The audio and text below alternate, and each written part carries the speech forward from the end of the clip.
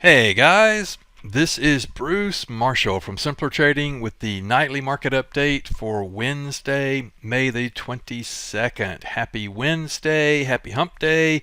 A lot going on today. Today was also FOMC day, and the big news today was Nvidia reported earnings after the close. We'll get into that in just a second. But let's jump in and look at the markets and take a look at everything. Let me get this out of the way. I've got the ticks up here and a multi-time frame indicator here. The RUT and the NASDAQ. We'll put that on the side for now.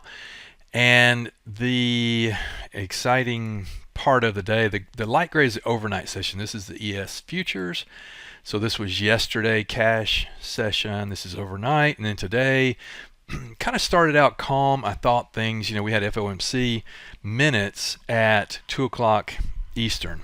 And normally, we already know what the Fed said from the last meeting. These are just minutes of the last meeting, right? So normally not too much to be expected as far as, things are pretty calm into the meeting. Kind of a little back and forth. I'm not sure what happened here. But I don't know if it was Fed speak or whatever, but because it was a little ahead of the FOMC minutes. But anyway, free fall. Let's see, 53.44 down to '06. That's a long way down in a short period of time. Got it all back. I mean, pretty much, and then some actually.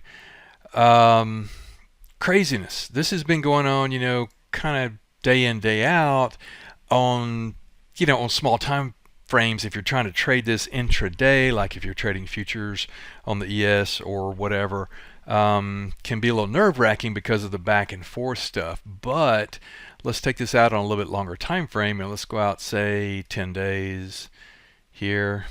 And as you can see, you see this light blue line right here?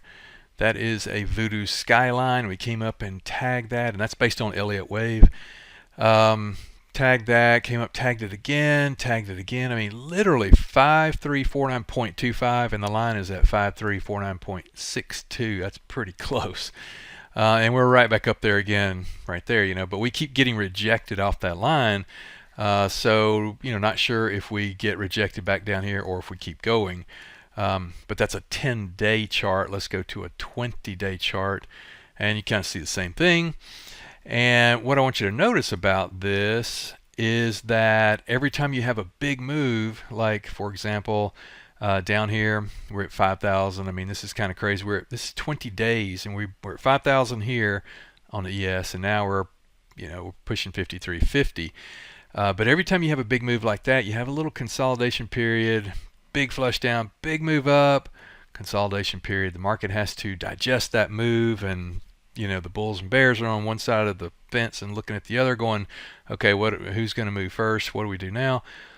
Same thing here, and then we've had this long consolidation period here, where we're just kind of going back and forth. And this one maybe this is a little bit bigger than these, but that's still what's going on.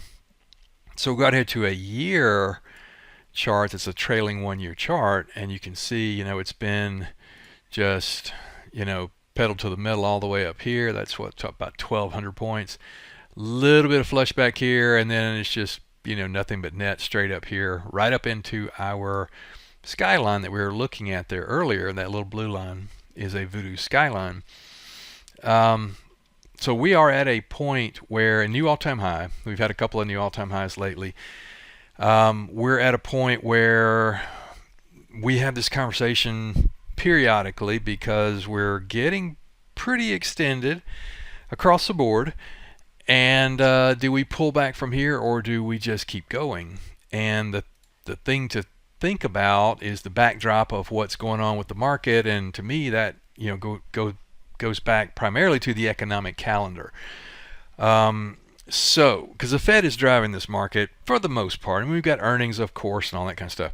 But the Fed, everybody, pretty much all of this move has been based on the Fed's going to cut rates. The Fed's going to cut rates. Fed's going to cut rates. And so far, it hasn't happened, right? They keep kicking the can down the road. And this is a whole lot of distance that we've covered in hopes of, the Fed's going to cut rates. The Fed might cut rates. Maybe they're going to cut rates. Do you think they're going to cut rates? I don't know. It keeps going up and up and up.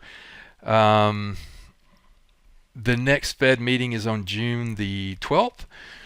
And, one thing that flushed today was from the Fed minutes saying that some of the members on the committee were saying that they need to slow things down. Basically, we're not going to cut rates until we get inflation where we want it, and that's exactly what they should be doing. The market doesn't like it, but the other thing that came out of those minutes today I saw was that several of the members said that they would even be willing to raise rates, which, can you imagine if the Fed were to raise rates here instead of cut rates? Woo, it would not be good. So be careful up here where, anytime we're here. Now, there's two sides of that coin. We got momentum. We're at all-time high. This is great. And maybe we're looking at this, and maybe it was like right here when we thought that was extended, and it just keeps going. Maybe it does. But we got to be careful because, again, we're extended. And if you take that same concept here and look at all the Mag 7 stocks like Apple, let me switch this over. I'm just going on the Mag 7s because of Nvidia reporting today. I mean, talk about coming back from the dead here. 164 to 190. I mean, boom, boom, boom. Apple, right? So the Mag 7s, we got Apple, we've got Amazon. Amazon actually looks like a buy here to me, or reasonably, but not doing too much there. That's the only one I think that's not just ripping. Extended way back. These are 34 EMAs right here. We'll pull back into that, perhaps. I think we will. That's Google. We've got Meta. Yeah,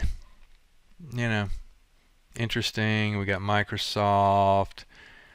Extended, and then we've got there's Netflix. I'm just throwing them all in here. So there's Netflix, pretty extended, and the big crown jewel daddy is Nvidia, which just reported like 30 minutes ago or something like that. So if we go here on a daily chart, we've already tagged basically 1,000, 997. If you did not hear, they announced a 10-for-1 stock split, which is awesome. That'll help. It won't make any difference on the actual investment of buying shares here or anything like that, because you're getting the same thing essentially. But the mentality is I'd rather buy a $100 stock than a $1,000 stock, right? And I get it. It makes sense, right? So they're going to split the stock. Quarter was good. They have not had the conference call yet, but everything is just looking great. That was the last of the big techs, the last of the Mag 7s to report. Looks good. That could actually, take us up higher. The expected move was about, I think it was 66 points or 70 points or something like that. And we're not quite there. So I would say the move, honestly, is a little underwhelming, maybe, if that's the right word. It could have been a monster blowout, 2 times expected move, that kind of thing. And that always is not really a good thing unless you're super long. Could have gone the other way. You see that dip down to 919. I mean, huge flush down and then a huge back up. That's it's a huge move.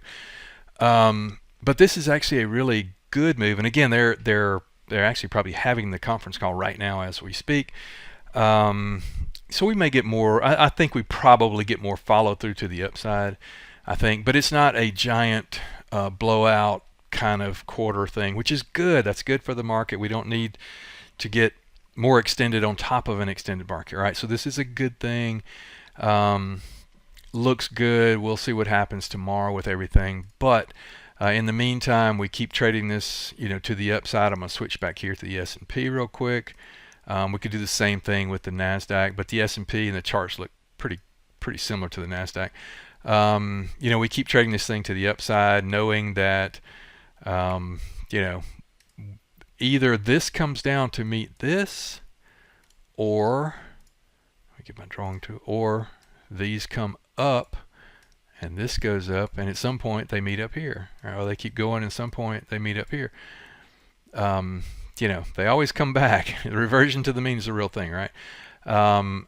I'm pretty bullish on this market, but my target actually on the SPX, my short-term target is 53.50. We're at 53.25. We're pretty much there. We could be there by Friday. You know, we'll see. But again, we want to keep looking to the upside here. Keep the June 12th Fed meeting in mind. We have CPI actually on the 12th as well. We got PPI on the 13th, so keep those in mind and watch that economic calendar. We've got payrolls on June the, what is it, the 7th, I think. So anyway, keep your eye on that. We're really kind of coming out earnings season, so not much going on there on the economic front. Expect a pause, a pullback in the market. Nothing major, not thinking black swan or anything like that. Just we could pull back 100 points in the ES or the S&P and still be in a solid bullish uptrend. In the NASDAQ, you know, we could pull back proportional, and we could still be in a really solid uptrend. So I hope that helps. Hope it makes sense. Really not much to do until we come in tomorrow and see how the market, you know, kind of what the market thinks of Nvidia and the conference call and all that kind of stuff, and then we'll kind of go from there. So if I can help, let me know. I'm in the trading rooms all the time. I'm in the main room. I'm in the bias room. Let me know if I can help. So, and we've got a lot of other good traders in there as well. So jump in there and let us help you. So thanks for the time, guys. I appreciate it, and I will talk to you soon. Thanks. Take care. Without simpler trading, I could not have financial independence. This is one of the best investments I ever made in my life. It's helping me find consistency. It's one of the things that won me